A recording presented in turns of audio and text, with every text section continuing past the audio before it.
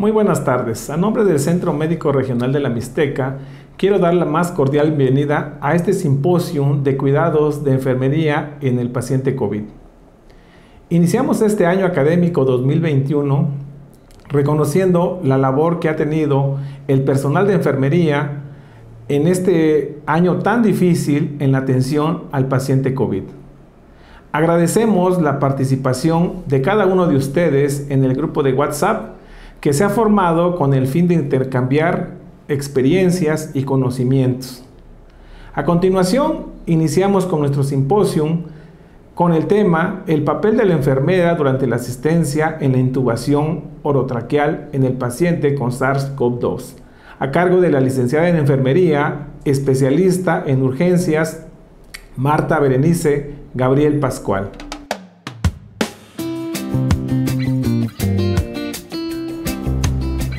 Muy buenas tardes a todos los que nos están visualizando el día de hoy.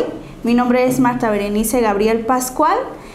Actualmente estoy laborando en el Centro Médico Regional de la Mixteca y hoy les vengo a presentar el tema de papel de enfermería durante la asistencia en la intubación orotraqueal en pacientes con SARS-CoV-2. Este tema se me hizo muy interesante presentarlo, ya que en nuestros tiempos es el procedimiento que más se realiza en las áreas hospitalarias, tanto en sector público como en sector privado.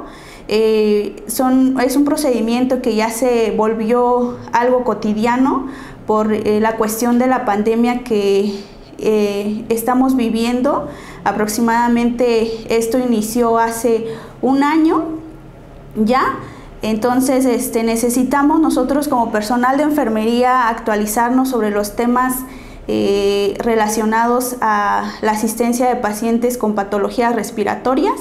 Entonces, quizás muchos de los que nos estén viendo en este momento ya conozcan sobre este tema, o a lo mejor hay unos que sepan más sobre este tema, tienen más conocimiento sobre este tema, y quizás algunos de los que nos estén viendo van a aprender apenas sobre este tema. Entonces, el día de hoy vamos a analizar el tema, vamos a conocer un poquito más sobre este procedimiento. Entonces, como todos sabemos, pues el personal de enfermería es el pilar fundamental de una unidad hospitalaria. Somos las que estamos en contacto con el paciente continuamente, somos los que estamos con él en el proceso de su enfermedad, somos los que acompañamos a los pacientes en su proceso de recuperación en cuanto a su salud, y somos también los que estamos con él en sus últimos días de vida. Entonces, es muy importante que nosotros nos actualicemos en todos los temas que se relacione a nuestra profesión, y nuestra profesión es una de las profesiones más humanas que puedan existir. Una de nuestras características como enfermeros es que somos muy versátiles, nos acomodamos ante cualquier situación, nos adaptamos ante cualquier momento, con cualquier material o insumo que nosotros contemos nos podemos adaptar para realizar nuestras actividades, nuestras funciones dentro del área hospitalaria. Pues los objetivos que vamos a analizar en este tema es la definición de intubación orotraqueal, conocer los criterios para la intubación orotraqueal, establecer el material y equipo requerido para la asistencia de este procedimiento. Vamos a analizar las intervenciones de enfermería durante la secuencia de intubación rápida en pacientes con SARS-CoV-2. Vamos a definir lo que es la intubación orotraqueal. Este procedimiento se realiza mediante la colocación de un tubo o de una cánula en la tráquea a través de la boca. Esto nos va a permitir proporcionarle a nuestro paciente una ventilación con circuito cerrado. Este procedimiento es un procedimiento de muy alto riesgo y de exposición de aerosoles y de gotas. Entonces, este procedimiento no quiere decir que nuestro paciente vaya a sobrevivir, o que este procedimiento esté exento de complicaciones. Es un procedimiento invasivo, es un procedimiento que expone al personal que se encuentra alrededor al contacto con gotas o con fluidos. Es muy importante que nosotros definamos bien este procedimiento.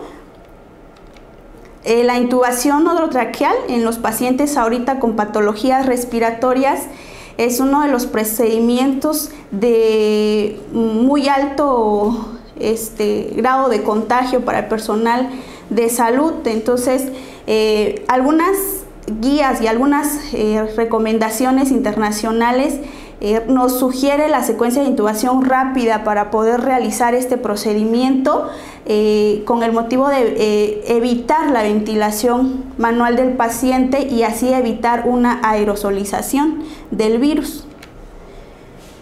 En cuanto a los criterios de intubación que nosotros debemos de tener en cuenta como personal de enfermería, ya que somos el personal que estamos más en contacto con el paciente y que al momento de que nosotros estamos recibiendo a nuestro paciente, vamos a realizar una evaluación cefalocaudal de nuestro paciente. Vamos a determinar si nuestro paciente está con un aumento de trabajo respiratorio, si está con respiraciones mayor de 30 por minuto, si nuestro paciente ya está cursando con una hipoxemia refractaria. Eso quiere decir que nosotros ya hayamos agotado todos los dispositivos de oxígeno que nosotros contamos en ese momento, la saturación de nuestro paciente esté por debajo del 90%, a pesar de una FiO2 al 100%. Una insuficiencia respiratoria aguda y criterios de shock. Entonces nosotros cuando entramos a nuestras áreas de aislamiento podemos hacer esa evaluación a nuestro paciente y poder visualizar o imaginar las complicaciones que nuestro paciente puede presentar durante nuestro turno. ¿Qué es una secuencia de intubación rápida o una intubación de secuencia rápida? Es la aplicación simultánea de un bloqueador neuromuscular y un agente de inducción, obteniendo como resultado parálisis muscular y pérdida de la conciencia de nuestro paciente. Esto con el fin de que nosotros facilitemos la intubación orotraqueal en los pacientes críticos y para minimizar el riesgo de aspiración. Este procedimiento se establece para que nosotros podamos hacer en un mínimo de tiempo el procedimiento. ¿Cómo nosotros vamos a poder organizarnos para poder asistir a nuestro médico y poder brindarle la atención requerida a nuestro paciente? Vamos a utilizar lo que son las 7 P's de la intubación de secuencia rápida, que es la preoxigenación, la preoxigenación, el pretratamiento, el posicionamiento, la parálisis e inducción, el procedimiento de intubación y finalmente la postintubación. Vamos a analizar primero lo que es la preparación. En este punto es muy importante que nosotros vayamos imaginando el escenario que se nos va a presentar durante el procedimiento. Vamos a comprobar todo el equipo necesario para llevar a cabo la intubación. Esta fase es primordial, hacer la evaluación del escenario, realizarnos unas preguntas que nosotros nos pueden servir, nos pueden ayudar para que nosotros al momento de asistir a este procedimiento lo hagamos en un menor tiempo posible. Como primera pregunta que nos podemos nosotros hacer es: ¿existe algún predictor de vía aérea difícil? Cuando nosotros recibimos a nuestros pacientes nos podemos percatar, nos podemos dar cuenta de cómo se encuentra en ese momento nuestro paciente, si presenta algún predictor para un acceso de vía aérea difícil. La otra pregunta es: ¿existe riesgo de compromiso fisiológico de nuestro paciente? Obviamente que nuestros pacientes que se encuentran en el área de aislamiento son pacientes que ya están en un estado de salud crítico. Entonces nosotros vamos a determinar o vamos a vigilar el estado hemodinámico de nuestro paciente, si existe alguna inestabilidad hemodinámica, una hipoxemia, alguna acidemia, una presión intracraneal elevada, un riesgo de aspiración, si nuestro paciente cursa con algún tipo de alergia a los medicamentos, presenta reacciones adversas a algunos medicamentos. Si nuestro médico tratante está enterado de toda esta situación, como ustedes saben, el personal de enfermería es el personal que está más tiempo con el paciente. Nosotros prácticamente vivimos con ellos ahí en esa habitación, en ese aislado. El médico, pues como muchos saben, en todas las instituciones, a lo mejor nada más entren a hacer una visita en el turno, o quizás no entren. Entonces nosotros tenemos que tener la comunicación con el médico tratante para que nosotros ya le vayamos anticipando que el paciente está presentando algún deterioro neurológico, algún deterioro respiratorio. Vamos a realizarnos la siguiente pregunta, que es vamos a requerir la asistencia de un anestesiólogo para la intubación durante el procedimiento. Entonces nosotros en el punto de preparación nos podemos realizar estas preguntas y determinar si nuestro personal médico se siente capaz, se siente seguro de realizar el procedimiento, realizarle la pregunta y determinar si él requiere de apoyo para que nosotros ya estemos preparados para que pueda entrar su reemplazo a la hora de que él se encuentre con un acceso de vía aérea difícil. La otra pregunta que nos vamos a realizar en este punto es: ¿están los insumos listos y chequeados? Todo el material que nosotros vamos a utilizar en el procedimiento de intubación debe de estar funcional, debe de estar en buen estado, debe de estar limpio, debe de funcionar al momento de que nosotros realicemos el procedimiento.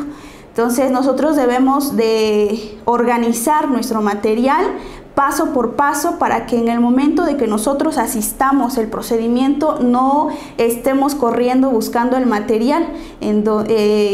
Nosotros debemos de organizar el material en alguna mesita o en algún lugar que nosotros podamos delimitar nuestros tiempos, acomodar nuestro material de acuerdo a los pasos de la intubación de secuencia rápida. Una de nuestras características como profesional de enfermería es que nosotros somos organizados. Entonces lo que vamos a realizar es acomodar nuestro material paso por paso, qué es lo que primero voy a utilizar, qué es lo segundo, qué es lo tercero y qué es lo que voy a utilizar al final del procedimiento.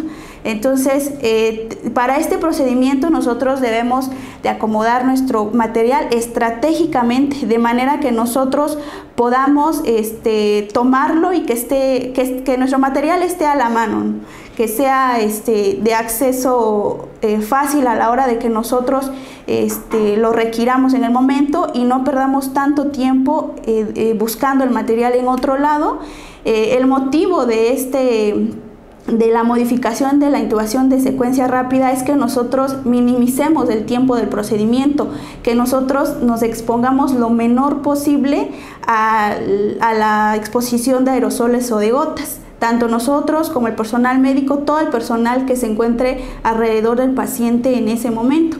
El material que vamos a utilizar van a ser cánulas de Guedel, mangos de laringoscopio, palas de laringoscopio curvas y rectas de varios tamaños, pilas de repuesto, jeringas de 10 mililitros, gilocaína en spray, guía maleable para tubo endotraqueal, tubos o cánulas endotraqueales de diferentes tamaños, mascarillas laringeas en diferentes tamaños y tipos si es que contamos con el material, un fijador para el tubo endotraqueal. Y en esta parte yo les puse unas imágenes, unas fotos de cómo nosotros más o menos debemos de tener organizado nuestro material, qué medicamento vamos a utilizar en ese momento, qué tubos vamos a utilizar, los guantes estériles. Tenemos que tener todo ya bien organizado para que minimicemos el tiempo del procedimiento. Vamos a utilizar tijeras, equipos de succión y sondas de aspiración rígidas o flexibles, accesos venosos periféricos, fuentes de oxígeno que estén funcionando en ese momento, guantes, monitores, bombas de infusión, cajas protectoras para intubación, equipo alternativo para una situación de vía aérea difícil e intubación fallida o equipo de cricotiroidectomía. Entonces, en la siguiente imagen pueden ustedes ver cómo podemos organizar nuestras actividades y nuestro material. tenemos que tener la cama despegada de la pared para que pueda nuestro médico realizar el procedimiento, tener nuestro carro rojo disponible. A veces nosotros, pues como estamos en el área de aislamiento, no contamos con el material suficiente, entonces el carro rojo puede ser de apoyo para que nosotros lo abramos en el momento de que nuestro paciente llegara a caer en paro y necesitamos requerir de algún material que esté dentro de nuestro carro. El ventilador tiene que ya estar listo, prendido, programado, el monitor ya tiene que estar prendido, ya tiene que estar conectado al paciente, las tomas de oxígeno, las tomas de succión tienen que estar ya funcionales y como se podrán dar cuenta, les dejé un carrito al lado de la cama. Ese carrito es el que nosotros vamos a estar empleando para que nosotros podamos ya acomodar nuestro material y lo tengamos a la mano en cuanto el médico nos esté solicitando el material que requiera. La siguiente imagen que les muestro es la caja protectora para intubación. Este material lo podemos realizar nosotros mismos. Esto no quiere decir que al utilizar este material estemos exentos de contagiarnos del virus. Únicamente es un medio que nos puede ser útil, nos puede ayudar o puede minimizar la exposición de aerosoles. No quiere decir que al utilizar esta cajita nosotros estemos exentos de ser contagiados por el virus. La otra pregunta es, ¿están las drogas y las vías periféricas o centrales listas? Si nuestro paciente ya cuenta con un catéter venoso central, pues qué bien para nosotros porque tenemos ya más accesibilidad a los lúmenes para poder administrar medicamentos, infundir soluciones. Si nuestro paciente cuenta con un acceso venoso periférico, nosotros tenemos que en ese momento es cuando nosotros tenemos que valorar cómo se encuentra nuestro acceso periférico. Si nosotros dudamos de que nuestro acceso periférico a la hora del procedimiento nos vaya a fallar, se vaya a infiltrar, es mejor que nosotros cambiemos ese acceso venoso periférico e instalarle un nuevo al paciente, o bien si solamente cuenta con un acceso venoso periférico nuestro paciente, no importa, le vamos a accesar otro acceso venoso periférico para que al momento de que nosotros asistamos al procedimiento no nos veamos ajustados en cuanto a un acceso venoso periférico. Entonces es muy importante que nosotros, si vemos que nuestro paciente va a requerir una intubación orotraqueal, nos puede caer en paro en cualquier momento, nosotros ya tengamos listo dos accesos venosos periféricos. Los medicamentos, ahorita por los tiempos que estamos viviendo y por la situación de la pandemia, muchos hospitales están careciendo de material de insumo. A veces no cuentan ni con lo básico. Entonces, en esta parte, cuando un paciente ya se encuentra en un estado muy crítico, nos podemos apoyar del familiar para decirle ¿qué necesitamos? Necesitamos jeringas, necesitamos medicamentos, necesitamos equipos de infusión, necesitamos alguna cánula, apoyarnos de él para que pueda conseguirlo y nosotros podamos asistir el procedimiento, esto con el fin de ayudar al paciente. Los medicamentos que podemos tener listo para la hora del procedimiento va a ser lidocaína, fentanil, atropina, midazolam, tiopental, etomidato, ketamina, becuronio, succinilcolina, rocuronio, amiodarona, adenosina, sulfato de magnesio, adrenalina, norepinefrina y vasopresina. Son los medicamentos que nosotros ya tenemos que tener visualizado. ¿Cuento o no cuento con ese medicamento? Y si no, preguntarle al médico: doctor, no contamos con tal medicamento, ¿qué es lo que sigue? Mandamos al familiar a que compre el medicamento para que podamos ayudar al paciente en el procedimiento. La siguiente pregunta es: ¿están los roles del equipo asignado? Es muy importante que nosotros en este punto ya estemos bien organizados para que podamos asistir el procedimiento. Debe de estar ya el líder, que va a ser el médico, quien es el que va a intubar al paciente. De ser posible, si se puede, contar con 2 enfermeras dentro de la habitación para la asistencia del procedimiento, una que se encargue de la asistencia de la vía aérea, la aspiración, corroborar el éxito de la colocación del tubo, la otra enfermera que realice la administración de fármacos, que se quede con el carro rojo, que haga los registros de signos vitales, que se quede con la hoja de enfermería, que esté a cargo de los accesos venosos periféricos, y como opción tener a alguien fuera del aislado dispuesto ya con su equipo de protección para entrar en caso de que llegáramos a necesitar de apoyo o en caso de que el médico no pueda intubar al paciente. Entonces es muy importante contar con el personal. Yo sé que en estos tiempos que estamos viviendo hay una sobrecarga de trabajo en todos los lugares, tanto en hospital público como en hospital privado. Ya los hospitales están llenos, ya están saturados, y lo que más necesitamos es el personal. Pero si es un procedimiento que pone en riesgo a la vida de todos nosotros, hay que organizarnos, y sí se puede que nosotros nos organicemos. El procedimiento se tiene que realizar en menos de 10 minutos. Entonces nosotros podemos organizarnos bien. Si hay alguien que nos pueda apoyar para entrar en caso de que nosotros llegáramos a requerir del apoyo de alguien más, o en caso de que el médico no pueda accesar la vía aérea, contar ya con una segunda opción. La siguiente pregunta es: ¿está el paciente optimizado? Nuestro paciente, ¿cómo se encuentra en ese momento? ¿Está con una posición adecuada? La altura de la cama hay que revisar, su dentadura, si nuestro paciente ya está con preoxigenación, cómo se encuentra hemodinámicamente, valorar a nuestro paciente en ese momento, si el paciente nos puede llegar a caer en paro.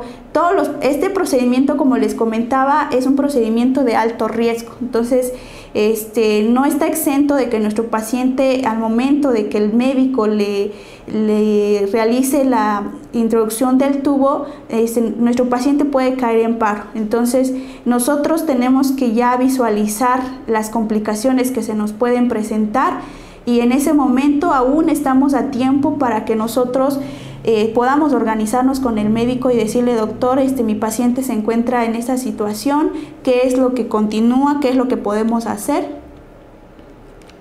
Las siguientes preguntas son: ¿cuál es el plan A, B, C y D si la vía aérea es dificultosa? Nosotros no nos tenemos que quedar nada más con una opción, que es el preparar material y asistir al médico. No, tenemos que visualizar más allá qué es lo que puede pasar, tener listos equipos si nuestro paciente llegara a requerir algún tipo de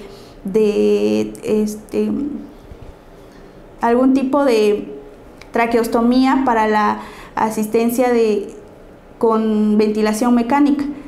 Las siguientes preguntas son: ¿cuáles son las drogas y dosis a usar? Nosotros tenemos que conocer la presentación de los medicamentos que vamos a utilizar, las dosis que se emplean, cuáles son las dosis de inicio, cuáles son las dosis de impregnación de los medicamentos, cómo y cuándo se administran, si se administran de manera lenta, de manera rápida, diluidas, aforadas. Tenemos que conocer todo acerca de los medicamentos que nosotros podamos llegar a manejar durante el procedimiento. Y en ese momento aún nosotros estamos a tiempo de hacernos preguntas y de aclarar todas las dudas que nosotros tengamos antes de asistir al procedimiento. Preguntarle al médico, no importa que sean las preguntas más fáciles que nosotros podamos realizar, hay que hacerlas y nosotros salir de dudas, para que en el momento de que nosotros asistamos al procedimiento todo salga bien. Entonces, aún estamos a tiempo de que nosotros, si no nos sentimos seguros de asistir al procedimiento, comentarle al doctor: ¿sabe qué, doctor? No me siento segura, no sé, nunca he estado en una intubación de un paciente, o no sé cómo se diluyen los medicamentos, no sé cómo se administran, no sé cuáles son sus efectos. Aún en este punto estamos a tiempo de que nosotros resolvamos todas las dudas que tengamos y poder tener una buena coordinación con nuestro equipo. Vamos a verificar el uso adecuado de nuestro equipo de protección personal. Vamos a ver si están en buenas condiciones. Si no, aún estamos a tiempo de realizar el cambio del equipo de protección. de manera que nosotros nos sintamos seguros para realizar este procedimiento. Vamos a asegurar una comunicación efectiva desde la habitación al exterior del aislamiento. Como muchos sabemos y muchos de nosotros hemos utilizado el equipo de protección personal, es muy cómodo y es muy sofocante utilizar este material. Al usar las caretas, al usar el cubrebocas N95, no se escucha lo que decimos. A veces nosotros tenemos que elevar un poquito más la voz para que los que están incluso a nuestro alrededor puedan escucharnos. Ha pasado que incluso estando cerca de alguna persona y nosotros le decimos algo, no nos escuchan, no nos entienden qué es lo que decimos. Tenemos que gesticular o tenemos que hacer alguna seña, algún ademán para que nosotros, para que los demás nos puedan entender. Entonces, nosotros debemos de asegurar esa comunicación con nuestro equipo en ese momento. Quizás muchos piensen que estamos molestos o que estamos enojados o que estamos gritando, pero es la única manera en que podamos hacer el circuito cerrado de comunicación, que la otra persona pueda entender y pueda escuchar claro y fuerte lo que nosotros estemos queriendo comunicar en ese momento. Cuando nosotros necesitamos algún material, cuando necesitamos de algo que esté afuera del aislamiento, es muy difícil que nos escuchen. Esta situación ha generado a veces estrés para nosotros que estamos adentro del aislamiento, porque no nos entienden para saber qué es lo que necesitamos. Entonces es muy importante que nosotros determinemos que ya existe una buena comunicación, un buen circuito cerrado de comunicación. El segundo punto es la preoxigenación. Aquí se va a preoxigenar a nuestro paciente. En ese punto quiere decir que nuestro paciente ya está con el último dispositivo para oxigenación que nosotros ya agotamos. Quiere decir que nuestro paciente ya pasó por puntas nasales, por mascarilla simple, ya pasó por un dispositivo con reservorio, a lo mejor hasta ya tuvo un dispositivo de alto flujo como tipo Puritan. Entonces quiere decir que nuestro paciente en ese momento ya se encuentra preoxigenado. Las habitaciones deben de ser idealmente con presión negativa, pues para nuestros tiempos no esperábamos enfrentarnos ante esta situación de pandemia. Los hospitales no estaban adecuados, no esperábamos encontrarnos con esta situación. Entonces en todos los lugares se tuvo que adecuar un área de aislamiento. Entonces idealmente tiene que ser con presión negativa. Nosotros tenemos que vigilar que no haya fugas. Tenemos que vigilar que nuestras conexiones de oxígeno estén funcional, los equipos de aspiraciones estén funcional. Vamos a detectar algún predictor de vía aérea difícil. Vamos a determinar si nuestro paciente se encuentra con alguna dificultad de intubación previa, una apertura bucal menor de 4 centímetros, una distancia tiromentoniana menor de 6 centímetros, una distancia esternomentoniana menor de 12 centímetros, una extensión de cabeza menor de 30 grados, una clasificación de Malpati de 3 o 4, una prostrucción mandibular, un grosor del cuello menor de 40. Es muy importante que nosotros nos anticipemos a los hechos, preparar todo el material o dispositivo que llegáramos a requerir en caso de que se nos dificulte el procedimiento. El siguiente punto es el pretratamiento. Aquí se van a administrar los fármacos antes de proceder a la inducción-relajación, que es la sedación o narcosis con parálisis neuromuscular, que consiste en llevar al paciente a la inconsciencia y relajación muscular. Aquí nosotros debemos de ya tener acomodado todo nuestro medicamento con el que contamos en ese momento. Puede ser que sea lidocaína, si nuestro paciente está cursando con una hipertensión intracraneal o broncoespasmo. Fentanilo se puede utilizar como para analgesia, y la atropina si nuestro paciente se encuentra ya con una bradicardia. Tener listos todos estos medicamentos. Aquí en este punto es muy importante que nosotros nos adaptemos al personal médico en ese momento. No siempre nos va a tocar el mismo médico, no siempre nos va a tocar el mismo personal para el turno. Entonces, en cuanto nosotros lleguemos a recibir a nuestro paciente, lleguemos a recibir nuestro turno, tenemos que ver con qué médico estamos contando en ese momento, quién es el médico que va a entrar a hacer una intubación en caso de que nuestro paciente lo requiera, y preguntarle: doctor, ¿usted qué medicamento utiliza para una intubación de secuencia rápida? Para que nosotros ya vayamos visualizando o ya vayamos sacando el medicamento y tenerlo listo durante el procedimiento. Entonces, aquí es adaptarnos a los fármacos que el médico maneja. Entonces, muchos ahorita, pues la mayoría del personal que está en los aislados son personal de contrato. No siempre son que estén fijos en el área, sino que van cambiando constantemente. Entonces nosotros tenemos que preguntarle al médico en ese momento con qué material es el que él utiliza para realizar el procedimiento. En esta diapositiva les puse una fotografía, una imagen de cómo más o menos tenemos que tener ordenado nuestro medicamento en nuestro carrito, que ya les había yo mencionado anteriormente. Como se podrán dar cuenta, se pueden observar la lidocaína, el midazolam y el becuronio, que son los medicamentos más comunes o son los medicamentos de más fácil acceso, son los medicamentos que podemos conseguir de manera rápida. Entonces, también, si se podrán dar cuenta, les puse una solución fisiológica y una jeringa de 20.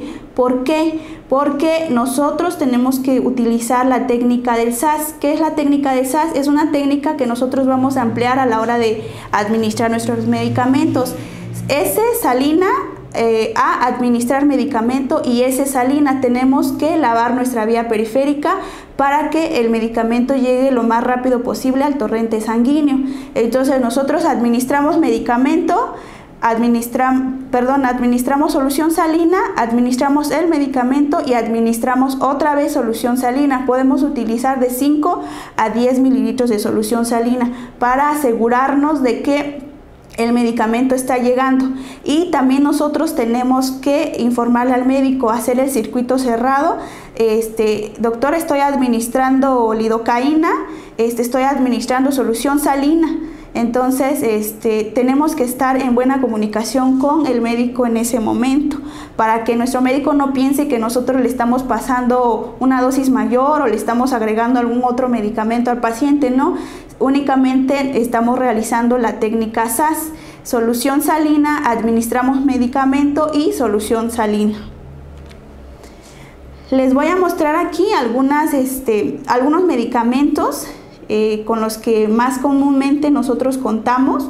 Nosotros, como personal de enfermería, debemos de tener conocimiento de los medicamentos que vamos a emplear durante el procedimiento, la presentación del medicamento, su dosis de bolo de inicio, su tiempo de inicio de efecto, su duración de efecto y cómo se prepara, los cuidados que nosotros debemos de tener como personal de enfermería en ese momento.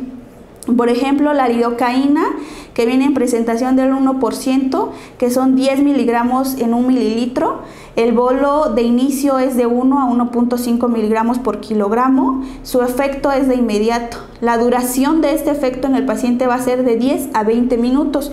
Este medicamento no se recomienda diluir, se administra como bien. Entonces nosotros, como personal de enfermería, tenemos que vigilar o tenemos que valorar la presencia de arritmias. ¿Cómo vamos a hacer esto? Pues nosotros, mediante nuestro monitor, podemos determinar qué trazos está presentando nuestro paciente en ese momento e informarle al médico. El otro medicamento es el fentanilo, que viene en la presentación de 0.5 miligramos en 10 mililitros. Su bolo de inicio es de 3 microgramos por kilogramo de peso. Su tiempo de inicio para que haga efecto este medicamento es de 2 a 3 minutos y su duración de efecto en el paciente es de 30 a 60 minutos.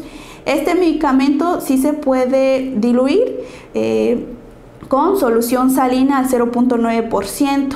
Este medicamento se tiene que aforar en 100 mililitros de solución salina, que serían 80 mililitros de solución salina y 20 mililitros de fentanilo para tener nuestra mezcla. Vamos a valorar la presencia de bradiarritmias, vamos a administrar este medicamento de manera lenta para prevenir rigidez muscular en nuestro paciente o una dificultad de expansión torácica. El propofol viene de 200 miligramos en 20 mililitros.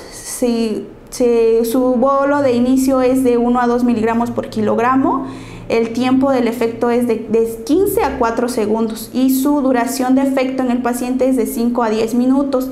Este medicamento no se va a diluir, se administra como viene. Vamos a valorar antes de administrar este medicamento. Nosotros podemos determinar en nuestro monitor de signos vitales si el paciente está con hipotensión. Si el paciente está con hipotensión, uno de los efectos del propofol es que baja más la presión. Entonces nosotros debemos de informarle al médico antes de administrar el medicamento. ¿Sabe qué, doctor? Mi paciente está hipotenso, ¿le administro o no el propofol? Entonces ya valoraría o determinaría el médico en ese momento. El midazolam, que viene de 5 miligramos en 5 mililitros, su bolo de inicio es de 0.5 a 0.1 miligramos por kilogramo. Su efecto es de 60 a 90 segundos y su duración de efecto es de 15 a 30 minutos. Este medicamento también se puede aforar en solución salina. Vamos a valorar la presencia de hipotensión y apnea. Y el otro medicamento es el rocuronio, que viene de 50 miligramos en 5 mililitros, de 1.2 miligramos por kilogramo, y su efecto es de 60 a 75 segundos y su duración en el paciente es de 40 a 60 minutos. Este medicamento se puede diluir o aforar con solución salina al 0.9%. Vamos a tener que alistar todos los medicamentos que reviertan algún bloqueo neuromuscular o revisar la presencia de alergias al momento de administrar este medicamento. Es muy importante que nosotros como personal de enfermería conozcamos la presentación de los medicamentos, su tiempo de efecto, cómo se diluyen, cuáles son sus efectos adversos, para que nosotros ya podamos detectarlos a tiempo cuando nosotros estamos administrando el medicamento. El siguiente punto es el posicionamiento. Es la colocación del paciente en una posición que optimice la visualización de la vía aérea, las cuerdas bucales, para que nosotros podamos comprobar la colocación del tubo. El paso número 3 y el número 4 van de la mano. Entonces nosotros ya estamos administrando el medicamento, ya le estamos haciendo el circuito cerrado con el médico. Doctor, ya administré el medicamento. El médico en ese momento ya está posicionando al paciente para introducir el tubo. El otro punto es la parálisis e inducción. Estos tres puntos van de la mano, son continuos. Nosotros administramos el medicamento, el médico está posicionando al paciente para introducir el tubo y ya viene que nosotros vamos a administrar los medicamentos para realizar una parálisis e inducción. Este punto es cuando nosotros aplicamos un bloqueador neuromuscular y un agente de inducción simultánea. Estos medicamentos van a reducir mucho la complicación durante la intubación y nos aumenta la posibilidad de asegurar una vía aérea. En cuanto a la inducción, se va a realizar junto con la premedicación que ya les mencionaba, va a ser de 3 a 5 minutos aproximadamente. En podemos utilizar lo que es el propofol, la ketamina, el etomidato o el midazolam. Entonces estos tres puntos son muy primordiales durante el procedimiento de la intubación. Nosotros ya estamos administrando el medicamento, el médico ya está posicionando y listo para introducir el tubo y nosotros ya estamos administrando el siguiente medicamento para paralizar a nuestro paciente y realizar la intubación. Vamos a realizar la parálisis inmediatamente después del inductor. En este punto podemos utilizar lo que es la succinilcolina, el rocuronio o el becuronio. Ya les mencioné más o menos los efectos adversos, su presentación de estos medicamentos y viene lo que es el procedimiento de intubación. En el médico puede utilizar un tubo endotraqueal de 7 a 7.5 en mujeres y de 7.5 a 8 en hombres. Y ya tenemos que tener listo ya nuestro fijador de tubo endotraqueal, ya tenemos que tener ya nuestro material para el siguiente punto. Vamos a evitar las maniobras de permeabilización de la vía aérea porque se consideran de alto riesgo de liberación de gotas o aerosoles. Se va a realizar solamente por razón necesaria si contamos con un circuito de aspiración cerrado. Sería mejor. El globo que nosotros vamos a inflar, el globo del tubo endotraqueal, nos va a asegurar un circuito cerrado. Entonces, al momento de que el médico está introduciendo la cánula endotraqueal, nosotros ya tenemos listo nuestra jeringa para inflar el balón de neumotaponamiento. La jeringa tiene que estar ya prellenada con 8 o 10 mililitros de aire para que nosotros inflemos el globo y así evitar que al momento de que nosotros conectemos a nuestro paciente al ventilador y a la hora de que pase la presión, no se liberen aerosoles. Va a ser un tapón el balón al momento de que nosotros le proporcionemos la ventilación al paciente. Vamos a determinar si nuestro tubo quedó listo, que nuestro procedimiento de intubación orotraqueal fue exitosa. Lo vamos a observar en la simetría de la ventilación mecánica. Se recomienda que no se ausculten a los pacientes para determinar si el tubo quedó bien, ya que como todos han visto, el estetoscopio es muy corto. Entonces nosotros, al momento de que nosotros auscultamos al paciente, nos acercamos mucho más a la boca del paciente y en ese momento ya se generó una exposición del virus porque se accesó la vía aérea. Si contamos con un equipo de videolaringoscopio sería mucho mejor. Muchos de los hospitales no cuentan con este dispositivo, pero les quiero decir que es un dispositivo que se puede realizar de manera fácil. Aquí en el hospital donde nosotros laboramos, tuvimos la fortuna de que uno de los médicos de medicina interna nos ayudó y nos orientó para realizar este dispositivo. Es muy fácil porque la aplicación ya existe, solamente lo único que debemos de hacer es descargar la aplicación en nuestro teléfono, en cualquier teléfono, descargar la aplicación. Y lo único que se debería de comprar es la fibra óptica, que es la que nos va a dar la visualización. Viene saliendo aproximadamente como en 200 pesos esta fibra y no vamos a utilizar mucho, es un tramo muy pequeño, muy corto el que vamos a utilizar y la aplicación se puede descargar en el teléfono. Entonces es muy práctico. A lo mejor piensen que este dispositivo no lo podemos tener porque es muy caro. A lo mejor si lo compramos ya de alguna fábrica, sí, a lo mejor nos puede costar muy caro, pero nosotros lo podemos realizar. Entonces, como les comentaba, este dispositivo es muy fácil de hacer. Un médico de nosotros nos apoyó para realizar este dispositivo y ahora contamos con él en caso de que llegáramos a encontrarnos con un acceso de vía aérea difícil.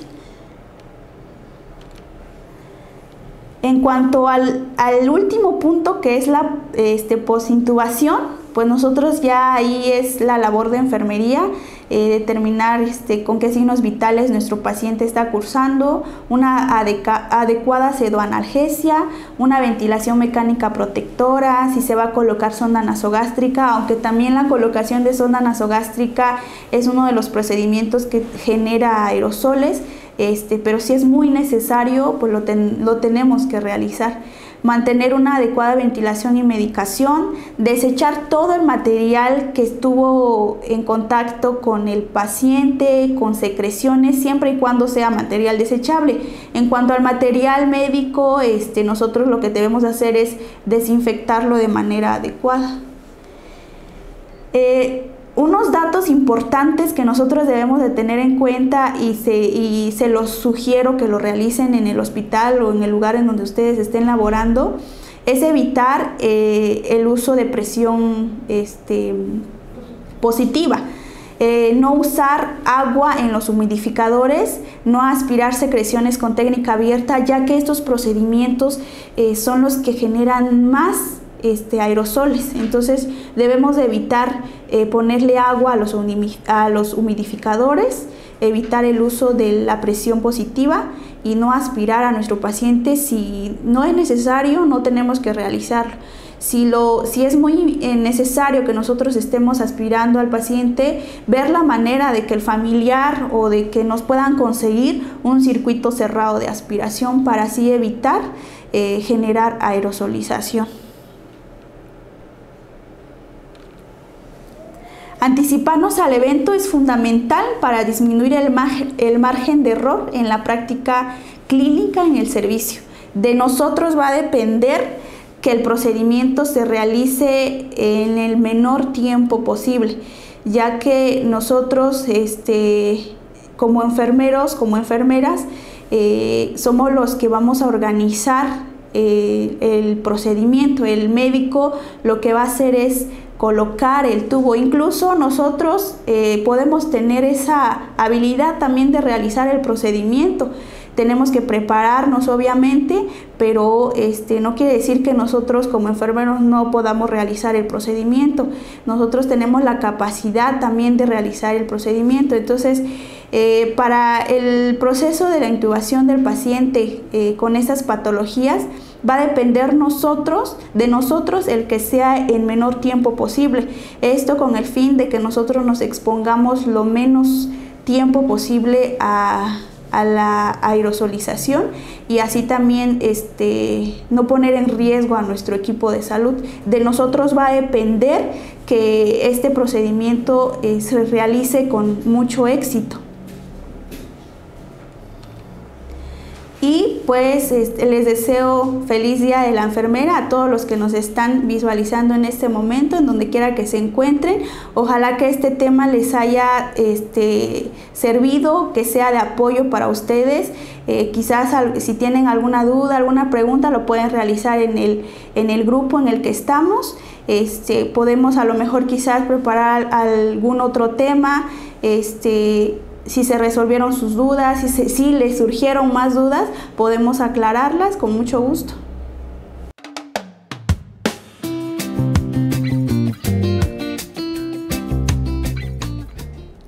Agradecemos la participación de la licenciada en Enfermería y especialista en urgencias, Marta Berenice Gabriel Pascual, por su ponencia. Y a continuación continuamos con el tema Cuidados de enfermería en pacientes con SARS-CoV-2 en decúbito prono, a cargo de la licenciada en Enfermería y especialista en urgencias, Vianey López López.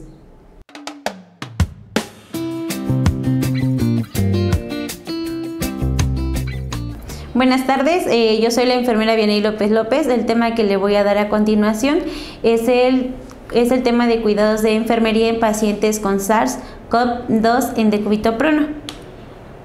Pues, ¿cuál es la importancia de este tema?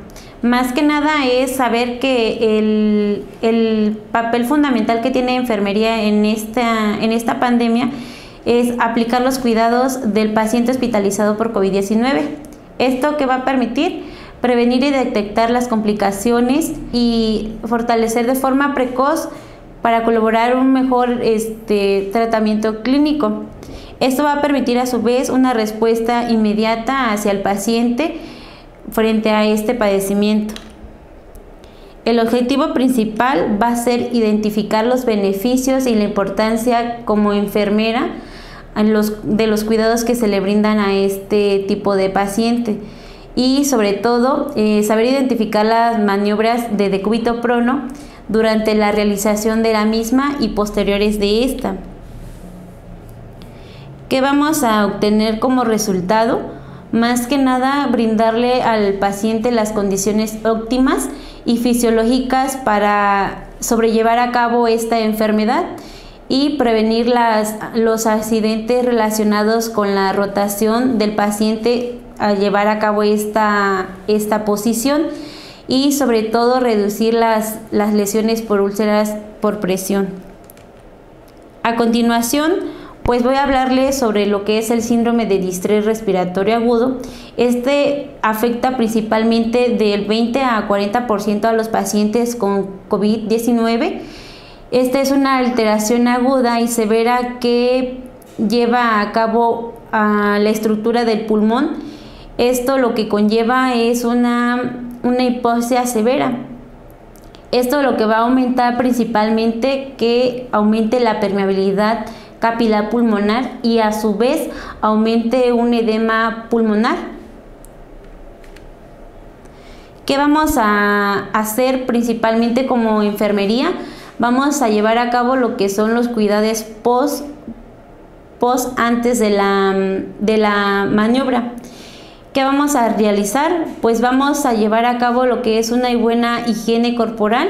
Esto se va a llevar a cabo mediante el uso de toallas húmedas y a su vez vamos a proteger los ojos de nuestros pacientes con apósitos. En este caso, hablando de pacientes que se encuentren en la unidad de cuidados intensivos, vamos a suspender su alimentación por sonda nasogástrica 1 hora antes de la movilización. Vamos a realizar también lo que es la higiene bucal y aspirar secreciones si fuera necesario, tomando en cuenta que en estos pacientes se debe de minimizar la manipulación de las secreciones, tomando en cuenta que evitar los aerosoles más que nada. También vamos a verificar que la fijación del tubo endotraqueal esté correctamente. Vamos a proteger lo que son las comisuras labiales. Vamos a valorar y proteger las zonas subjetivas a lesión tisular, como son ojos, cara, tórax, crestas ilíacas y rodillas. Para esto es importante, vamos a preparar el rodillo facial, que más que nada es el material que vamos a ocupar y será necesario para llevar a cabo nuestra maniobra de cúbito prono. Hablando en pacientes que se encuentren hospitalizados, en la área de hospital, vamos a solicitar lo que es el apoyo de camillería, y también tomando en cuenta que en las áreas de aislamiento es muy poco el personal que se encuentra en esta área. Vamos a vigilar que nuestro paciente no se vaya a descanalizar su vía periférica, y también tomando en cuenta que en los pacientes que se encuentran en el área de hospital son pacientes que se encuentran alertas, no se encuentran bajo ninguna sedación, y para ello se va a explicarle al paciente sobre el procedimiento que se va a llevar a cabo. Lo vamos a preparar psicológicamente y le vamos a dar las indicaciones que va a llevar a cabo, y le vamos a explicar que se va a acostar boca abajo, que probablemente presente o sienta un poquito de sofocación, y posteriormente a los minutos previos va a sentir una mejoría en la respiración. Y vamos a vigilar más que nada que no se obstruya el dispositivo de apoyo ventilatorio, hablando en las 2 fases de oxigenoterapia. Y ya hablando en pacientes en la unidad de cuidados intensivos, vamos a contar en un equipo multidisciplinario que va a constar de 5 personas. Una va a estar cuidando lo que es el tubo endotraqueal y 2 de cada lado. Para esto vamos a vigilar como personal de enfermería que no se vaya a jalar lo que es el catéter venoso central. Vamos antes de movilizar a nuestro paciente, hablando si tiene sonda a derivación vesical, Vamos a pinzar antes de movilizar a nuestro paciente y ya cuando se haya rotado nuestro paciente, verificar que esté drenando nuestra sonda. El material que vamos a utilizar pues van a ser sábanas, almohadas y guantes. Ya entrando al tema, la posición de cúbito prono. Esta se trata de una técnica de oxigenación y de protección pulmonar que implica más que nada que el paciente se coloque boca abajo con el fin de que exista una adecuada circulación sanguínea y una mejor ventilación pulmonar, ya que esta es una técnica útil para pacientes que nos va a permitir una adecuada en los parámetros de los gases sanguíneos. Y tomando en cuenta que esta posición no es un tratamiento fin que nos va a indicar que nuestro paciente va a tener una respuesta favorable.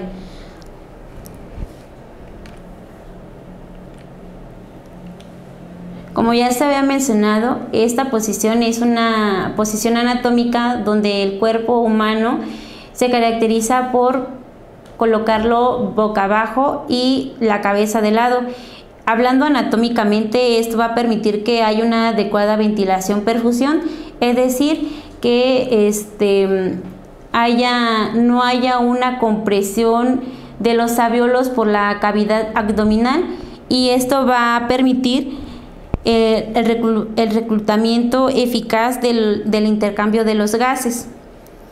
Para la realización de esta técnica es necesario la formación y la participación del equipo multidisciplinario, como ya se había mencionado previamente.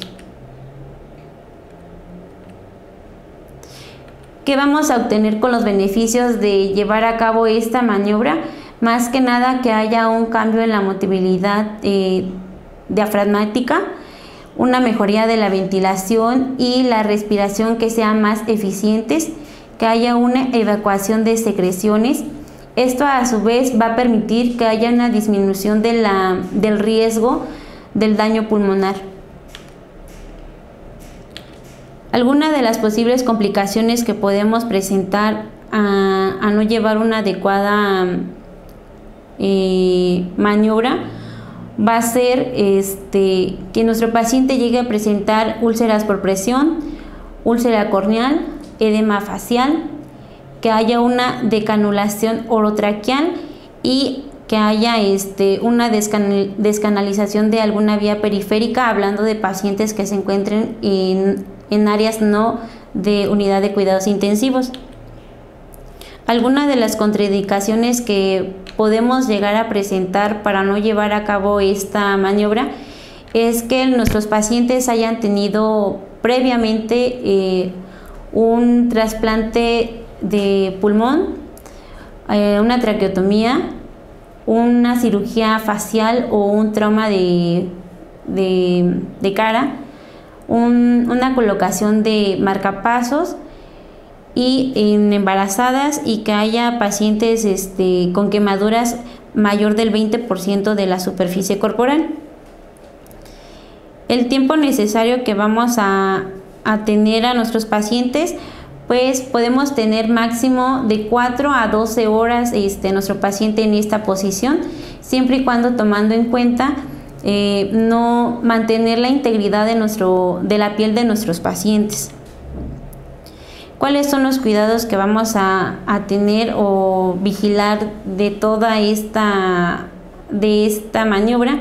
Pues va a ser que vamos a vigilar los signos vitales de nuestro paciente, los parámetros respiratorios, comprobar la correcta posición de la almohada para evitar que haya unas posibles lesiones oculares o cutáneas, verificar la correcta posición de ventilación tubo endotraqueal o traqueotomía, y alternar los miembros superiores y cabeza cada 2 horas, como ya se había mencionado, más que nada para evitar úlceras por presión, y aspirar secreciones bucales y faríngeas si fuera necesario. Y para esto les voy a mostrar un video donde les explico cómo se puede hacer cómo se lleva a cabo esta maniobra. Pues bueno, aquí vemos que primero colocamos lo que es una almohadilla en el tórax de nuestro paciente. Vamos a cubrir con una sábana clínica a nuestro paciente. Posteriormente vamos a colocar una sábana cubre paciente completamente. Si se da cuenta, aquí contamos con cinco personas. El líder es el que se encuentra en la cabeza. Este va a estar cuidando lo que es el tubo endotraqueal, más que nada para evitar accidentes. Y se colocan dos personas a los posteriores o a los lados. Aquí contamos con tres enfermeras y el camillero. Ya que se haya cubierto al paciente con la sábana, empezamos a levantar lo que son las orillas de las sábanas y las empezamos a enrollar hasta el cuerpo de nuestro paciente. Ya que está cubierto, esperamos la señal de nuestro líder, giramos, esto tiene que ser menos de 5 segundos. Acomodamos, entramos a nuestro paciente, empezamos a retirar las sábanas que estaban debajo de, y ya que se haya quitado, centramos a nuestro paciente si se haya quedado a un ladito, y como vemos, nuestro líder está cuidando constantemente que el tubo no se haya salido o no haya más que nada que no se haya salido. Colocamos lo que son rodillos o almohadillas en brazos y piernas, esto más que nada para que no haya una presión con el mismo colchón, siempre y cuando recordando que estos pacientes que se encuentran en el área de unidad de cuidados intensivos, estos pacientes tienen un colchón de presión alterna. Y es así como se lleva a cabo lo que es la maniobra de decúbito prono. Espero que les haya servido este video y si tienen alguna duda, pues háganos saber y con mucho gusto se las respondemos.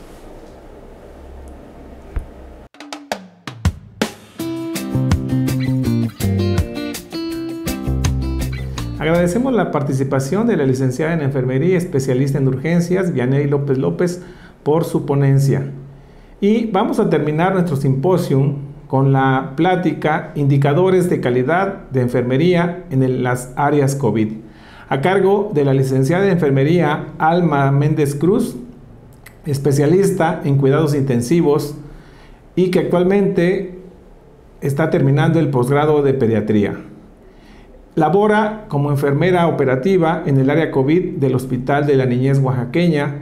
Es supervisora del turno nocturno B en el Hospital de la Mujer y el Niño Oaxaqueño y jefa de enfermeras en el Centro Médico Regional de la Mixteca.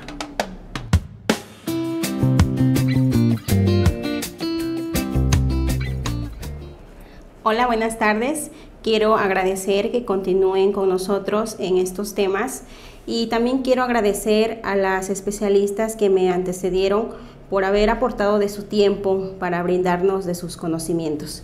Me siento muy orgullosa de pertenecer a este gran equipo de enfermería del Centro Médico Regional de la Mixteca, sobre todo porque desde hace varios años hemos venido trabajando y capacitándonos para poder formar la terapia intensiva y desde hace unos meses nuestra área COVID, que puedo decir que está al nivel de cualquier hospital de tercer nivel en este estado. Vamos a iniciar con este tema y último de indicadores de calidad de enfermería en las áreas COVID. Quiero mencionarles que me llamó muchísimo la atención este tema, a pesar de que pareciera un tema bastante antiguo, ya que tengo la oportunidad de trabajar en 3 hospitales donde laboro en sus 3 áreas COVID diferentes. Y me ha llamado mucho la atención la cantidad de pacientes que están falleciendo día a día, muchos de ellos de estancias prolongadas y que ahí mismo fallecen. Y me he preguntado cuál es la visión que tienen de enfermería, que sienten en esos últimos momentos de agonía y que solo el personal de enfermería está con ellos. ¿Cuál es realmente la calidad del cuidado que les estamos brindando? Vamos a hablar un poco de historia. Si recordamos, en diciembre del 2019, la Organización Mundial de la Salud empezaba a hablarnos de un virus en aquel entonces llamado coronavirus y nos alertaba de un virus mortal, SARS-CoV-2. El 27 de febrero del 2020 se registra el primer caso en la Ciudad de México. El 13 de marzo del 2020 se registra el primer caso aquí en el estado de Oaxaca y el 23 de abril de 2020 se nos notifica de la primer muerte de un paciente pediátrico en el Hospital de la Niñez Oaxaqueña.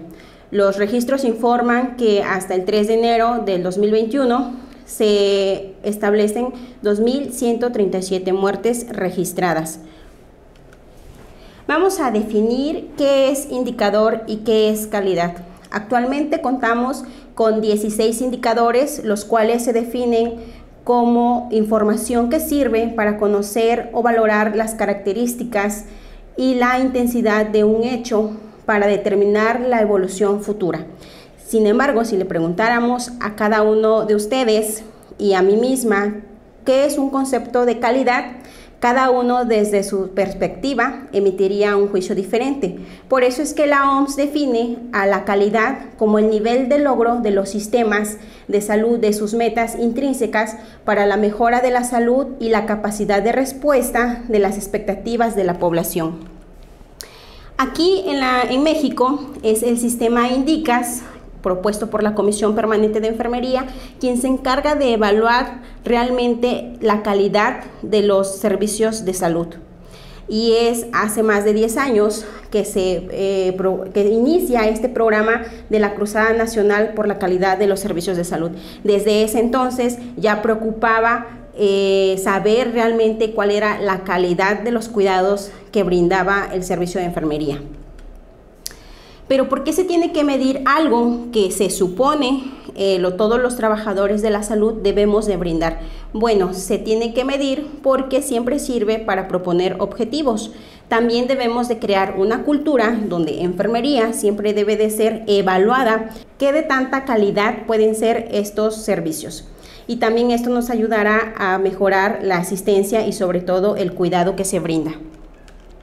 Entonces, ¿en qué momento el personal de enfermería, de ser los ángeles de un hospital, de ser el personal que estaba al lado del paciente en los momentos de agonía, que estaba en sus últimos minutos de vida, que brindaba esa sensación de confort en un hospital, cambió de ser esto a ser esto?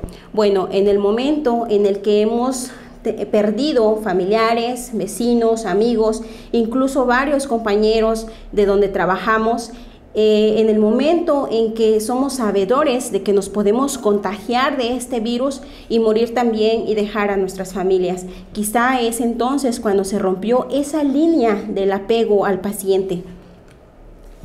Vamos a hablar que hace más de 10 años se integraron por primera vez los 7 indicadores que medirían el cuidado en enfermería. El primero, y para mí el más importante, es el trato digno. El segundo es la administración de medicamentos por vía oral. El tercero es la vigilancia y control de venoclisis instalada. Cuarto es prevención de infecciones asociados a la zona vesical instalada, prevención de caídas, prevención de úlceras por presión y registros clínicos y notas de enfermería. Todo esto nos hablará del cuidado de calidad. Posteriormente, 5 años después, se agregan 2 indicadores más que son encaminados o encausados a la atención de pacientes prematuros. Recordemos que desde hace varios meses se confirmó que la línea materno-fetal es positiva a este virus. Es así que en el Hospital de la Niñez Oaxaqueña hemos tenido varios casos de niños prematuros positivos. El octavo es el manejo del recién nacido con peso menor de 1.500 gramos. El noveno es vigilancia y control de neonato con riesgo de hiperbilirubinemia. Los otros 6 hablan de trato digno, como decía al principio, uno de los más importantes. Trato digno en pacientes con problemas de salud mental adultos. 11. Trato digno a pacientes con problemas de salud mental pediátricos. 12. Vigilancia y control al neonato con alimentación a través de sonda. 13. Vigilancia y control del neonato con aspiración de secreciones a través de cánula endotraqueal. 14. Vigilancia y control del neonato con catéter intravascular. 15. Atención a pacientes con hemodiálisis. 16. Atención a pacientes con diálisis peritoneal. Vamos a iniciar con el que a mí respecta se me hace el más interesante y el más importante, que es el trato digno. ¿En qué momento comienza el trato digno con los pacientes? Desde el momento de que ingresamos debemos de rotular nuestro nombre. Incluso he encontrado a colegas que en las áreas COVID se pegan su foto a manera de que el paciente sepa con quién está tratando. Un paciente tiene el derecho a ser saludado con respeto y que se le trate de forma amable, de que nos dirijamos a él por su nombre y no por aislado 1, aislado 2, bis 2, bis 3, el paciente de VIH, el paciente diabético. De que le expliquemos cada una de las actividades que se le van a realizar y de que nos interesemos porque la estancia del paciente sea agradable. Aquí es algo importante que, si recordamos, en marzo del año pasado, en la guía COVID-19 para el manejo de pacientes positivos, críticos y no críticos, emitido por el Colegio Nacional de Medicina Crítica en marzo del 2020, hablaba de que no debíamos acercarnos a los pacientes. Incluso decía que se debían de poner soluciones parenterales cada 24 horas y medicamentos cada 24 horas, para que el personal de enfermería solo se acercara al paciente una vez en 24 horas. Sin embargo, han pasado más de 9 meses de esta pandemia y no podemos seguir con la misma perspectiva de mantener al paciente alejado de nosotros. Ofrecer un ambiente de confort, intimidad y seguridad, y continuar obviamente los cuidados durante las 24 horas. También aquí yo agregué un punto importante, que es la comunicación. Muchos de estos pacientes, ante la preocupación de que no encontraban un hospital, ante la preocupación de saberse positivos, ingresan a las áreas sin despedirse de sus familiares, y muchos de ellos no los volverán a ver. Es por ello que enfermería, en las unidades donde nos encontremos, debemos de vigilar el derecho de ellos de mantenerse comunicados. Por ejemplo, en las clínicas privadas, muchas veces meten sus celulares, tabletas, que los ayudan a mantenerse en comunicación. En las unidades públicas es trabajo social quien se encarga de ello, pero enfermería debe vigilar que realmente esta comunicación se mantenga. Muchos pacientes dejan miles de problemas afuera, y el mantenerse comunicados con su familia muchas veces mitiga ese dolor y ansiedad que mantienen adentro de las unidades. Y el bien morir, algo de lo que les hablaba. Muchos pacientes cuando ingresan a las áreas no aceptan la intubación desde su ingreso y su pronóstico es malo. Pasan días con ese sufrimiento de dificultad respiratoria, pasan minutos de agonía, quejándose, minutos antes de la muerte, y el personal de enfermería, ¿qué es lo que realmente hace ante estos pacientes? Por la carga de trabajo me ha tocado ver que hay salas donde un compañero atiende hasta 16 pacientes en un team de 6 horas y no le da tiempo, no se da abasto. Sin embargo, la humanidad debe de existir por arriba de todo esto. Son pacientes que nos debemos de preguntar con qué imagen se están yendo de este mundo, porque no nos acercamos a ellos, no les decimos como antes que todo va a estar bien, tampoco los tomamos de la mano ante la incertidumbre y el miedo de que nos podamos contagiar. Son pacientes que se están muriendo solos en las áreas de COVID. El segundo indicador es la administración de medicamentos vía oral. Un factor importante antes de que empecemos a hablar de esto es que en las áreas, dependiendo del hospital donde estemos, la papelería e indicaciones se manejan a veces de forma externa y se manejan muchas indicaciones verbales que a veces no nos queda de otra que acatarlas, porque esta pandemia ha venido a transformar muchas cosas que no se debían de hacer, pero como no teníamos planeado, tenemos que hacerlo. Cuando un médico nos indique de forma verbal una indicación que debemos de llevar a cabo. Debemos de tomar en cuenta siempre que existe estos medicamentos, por ejemplo LASA, que nos pueden confundir. Entonces acá la comunicación de doble verificación es importante. Por ejemplo, podemos confundir loratadina con loperamida, y aunque no tiene nada que ver uno con el otro, suenan más o menos similares, y como todo se lleva a cabo a través de interfones, podemos confundirnos. Entonces debemos de llevar a cabo la comunicación de doble verificación. ¿Me dijo loperamida? Sí, le dije loperamida, correcto. Bien, vamos a verificar entonces, y nunca también debemos olvidar nuestros 10 correctos que vienen de cajón desde que estudiamos en la universidad. Conforme al paciente, también debemos verificar, como lo dicen los 10 correctos, que el paciente sea el indicado. He encontrado salas donde hay 5 Luises, hay 5 Pedros, hay 4 Marías, y nos podemos confundir. También debemos de explicarle al paciente el procedimiento. Nos vamos a encontrar con pacientes que no entienden el español, pacientes que por su edad a lo mejor no nos prestan atención o por la ansiedad que están sufriendo en ese momento, pero eso no quita que debemos de realizar nosotros a ellos los procedimientos tal cual se indiquen. Asegurarse que el paciente ingiera el medicamento. Hay pacientes con demasiado reflejo de oxígeno que de pronto el medicamento lo sacan, lo escupen, y debemos de verificar que realmente lo estén ingiriendo, y sobre todo el registro. Si estos pacientes también debemos de tener este criterio, si son pacientes que están desaturando 30, 40, que ya están bradicardizando, quizá los medicamentos por vía oral, si sabemos que están en una etapa final, los podemos omitir. Otro de los indicadores es la vigilancia y control de venoclisis instalada. Como ya lo había mencionado la especialista anterior, cuando son pacientes muy graves que ya están desaturando por abajo del 85% y ya firmaron su hoja de que aceptan intubación, podíamos entonces prevenir y instalarle 2 catéteres periféricos para que su procedimiento sea eficaz. Debemos de recordar que las soluciones, ya sean hipertónicas o isotónicas, no deben durar más de 24 horas instaladas. También el membrete debe estar bien rotulado con nombre del paciente, fecha del paciente, para que evitemos confusiones, la fecha en que se está instalando esta solución, el nombre completo de quien lo instaló, hora de inicio y hora de término. Las venoclisis y equipos no deben de durar más de 72 horas según la norma 022 SSA 2012.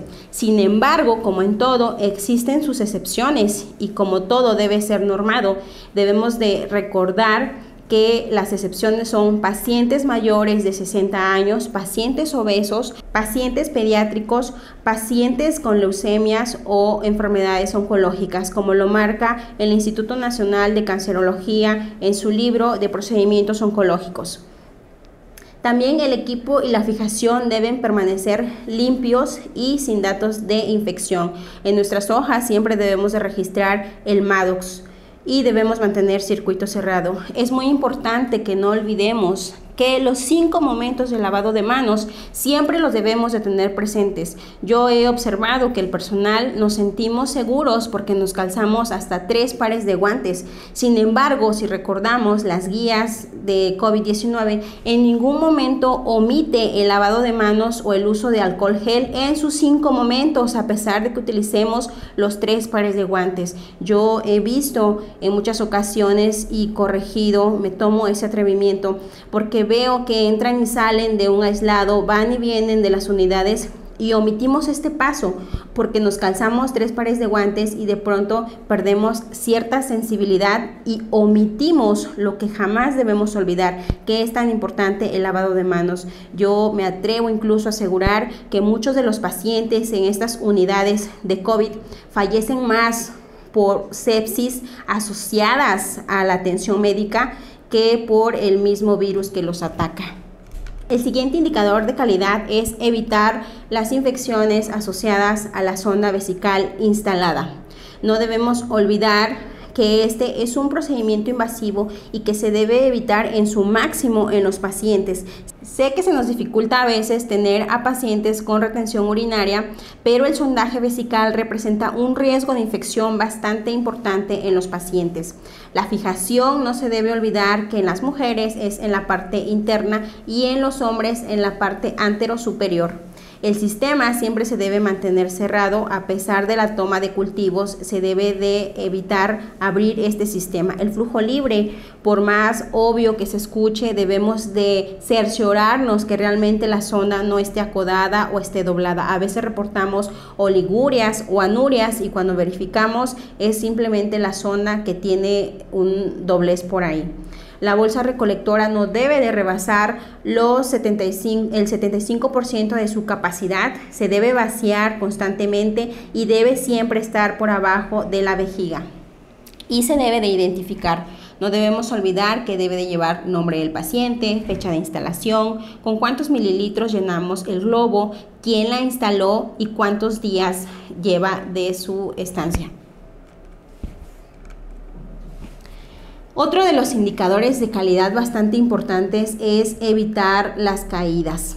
Este es un paciente de 15 años de edad en el Hospital de la Niñez Oaxaqueña y tiene los barandales arriba. Si recordamos, nosotros siempre para la seguridad del paciente debemos de valorar los riesgos, pero el COVID-19, uno de sus signos y síntomas importantes con los que se ha relacionado es con cansancio, crisis convulsivas y deterioro neurológico. Entonces, desde que un paciente es COVID positivo, tiene un riesgo de caídas importante. Debemos de intervenir los barandales a pesar de que no entre en lo que ya conocíamos como riesgo. El hecho de que sea positivo es un riesgo, entonces debemos de mantenerlos arriba. Las camas siempre deben estar abajo. Debemos orientar y valorar. He encontrado pacientes de 30 a 35 años que no les gusta orinar acostados, entonces se hincan en las camas para poder miccionar. Este tipo de pacientes debemos de platicar con ellos y también en los enlaces de turno reportarlos porque es un riesgo inminente de caídas. Debemos de registrarlo y reportarlo, lo cual nos va a ayudar a brindar cuidados de calidad y seguridad al paciente. La mayoría de los pacientes que salen positivos o que encontramos en las unidades de cuidados en COVID adultos son pacientes mayores, son pacientes obesos y que estos pacientes tienen demasiado riesgo de sufrir alguna caída. Otro de los indicadores de calidad importantes es prevención de úlceras por presión. Muchos pacientes que están en las áreas COVID son pacientes diabéticos, son pacientes hipertensos, que desde ahí debemos de pensar que tienen riesgo de padecer úlceras por presión. Esta es una úlcera por presión de una paciente del Hospital de la Mujer y Niño Oaxaqueño, que era diabética con tratamiento no controlado ni llevado por la paciente. Desde que ingresó ya se le veía bastante el riesgo de úlceras por presión. En su estancia se complicaron bastante y a pesar de que teníamos una compañera especialista en heridas y estomas y trató de hacerle las curaciones, no logramos que esto mejorara. ¿Por qué? Porque tenemos que utilizar los elementos disponibles. No en todos los hospitales contamos con los parches y con todos los elementos necesarios para poder mitigar este tipo de lesiones. Debemos de orientar y prevenir a los pacientes, los que se puedan mover ellos solos, animarlos a que lo hagan y los que no debemos utilizar los recursos disponibles y a los compañeros que podamos para llevar a cabo estas movilizaciones pasivas o activas, sobre todo los pacientes que están con ventilación mecánica y que dependen meramente de nosotros. Estos pacientes en posición prona prolongado, yo he visto a pacientes con más de 12 horas llegar a ulcerarse muy rápido. Es recomendable que no sobrepasen las 6 o 7 horas, sobre todo por las comisuras en las fijaciones de los tubos, llegan a dañarse demasiado rápido. Anteriormente, los que trabajaban con pacientes de neurocirugía, si recuerdan, les ponían las donas, sobre todo a los pacientes les ponían las donas, sobre todo a los pacientes con craniostomías, para liberar presiones. Sin embargo, se observó que causan más lesiones en la piel que lo que limitan el daño. Entonces están completamente contraindicadas y no deben de utilizarse en los pacientes en prona porque lesionan demasiado la piel de los pacientes. Otro y el último es el registro clínico y notas de enfermería. Tenemos muchos pacientes que de pronto se encuentran en otros hospitales y nos llegan al hospital donde trabajamos. Cuando ingresan, a veces ya llegan demasiado deteriorados por lo mismo de la enfermedad y las estancias prolongadas en los mismos. Por lo tanto, siempre debemos de valorar a los pacientes, cómo es que nos están llegando, cómo los estamos recibiendo, la identificación de los mismos, como les he dicho, a veces existen 5 Luises, 4 Pedros. Las notas de enfermería son tan importantes, valorar el estado neurológico, el estado respiratorio, el estado hemodinámico, el estado metabólico, el estado de eliminación, para poder así nosotros generar un plan de intervenciones. ¿Qué vamos a hacer con este paciente? ¿Qué amerita? Muchos pacientes de COVID positivo ingresan a las áreas sin afecciones respiratorias, pero con descontroles metabólicos por diabetes o por hipertensión. Entonces, los planes deben ser encaminados siempre a la mejora del paciente, si agravia o si va mejorando y cuáles son las intervenciones que nosotros les podemos hacer. La evaluación, este paciente se va a ir de alta o lamentablemente fallece y cómo es que progresa para bien o para mal, nunca lo debemos de olvidar. Dentro de esto también debemos documentar al paciente. Hay muchos pacientes que, como se los mencioné hace rato, por las afecciones neurológicas cursan de pronto con cuadros de psicosis y los tenemos que sujetar de forma gentil y también lo debemos de anexar en nuestros registros clínicos. Vamos a terminar con una frase que en lo personal me gusta mucho, que dice así: es una locura pensar que las cosas cambien si las continuamos haciendo de la misma manera. Albert Einstein. Yo sé que en este momento sentimos demasiado miedo como personal de enfermería porque yo tengo hijos, muchos de ustedes tienen hijos, tenemos familia, tenemos amigos que no queremos dejar. Sin embargo, día a día son cantidades que asustan de pacientes que están muriendo y es preocupante pensar que lo último que ven es un overall a 10 metros de distancia, es un overall a 5 metros de distancia detrás de una central. Muchos pacientes ni siquiera alcanzan a entrar a las áreas COVID y se mueren en el trayecto. Nos avisan, viene paciente, está en urgencias, va a pasar y ya no los conocemos. Esos pacientes, ¿qué visión tienen de la calidad de los servicios de enfermería que les estamos brindando? Todas las unidades de COVID tenemos un objetivo en común, que es que los pacientes regresen a casa con las menos complicaciones posibles. Esta es una paciente que le llamaremos María, egresada del Centro Médico Regional de la Mixteca. Tiene 94 años y estuvo con nosotros varios días en el COVID, pero se fue de alta con una PCR negativa, obviamente. Este es un paciente que le llamaremos Pablo, de 34 años de edad, egresado del covitario del Hospital de la Mujer y Niño Oaxaqueños. Y no podían faltar los niños. Estos son 2 pequeñines egresados del Hospital de la Niñez Oaxaqueña, del covitario de ese hospital. Este es nuestro covitario del Centro Médico Regional de la Mixteca.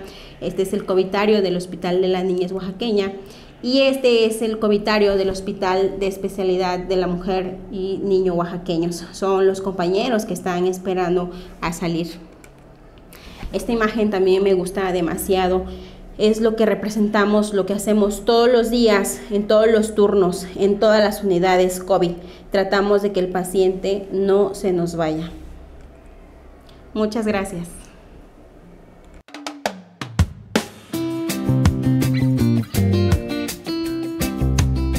Agradecemos la participación de la licenciada Alma Méndez Cruz, especialista en cuidados intensivos, por su ponencia. Y con esto damos por terminada nuestra actividad académica. Si existe alguna pregunta o comentario, favor de realizarla por medio del chat de WhatsApp que se ha formado. Esperamos que esta actividad haya sido en beneficio de nuestros pacientes con COVID.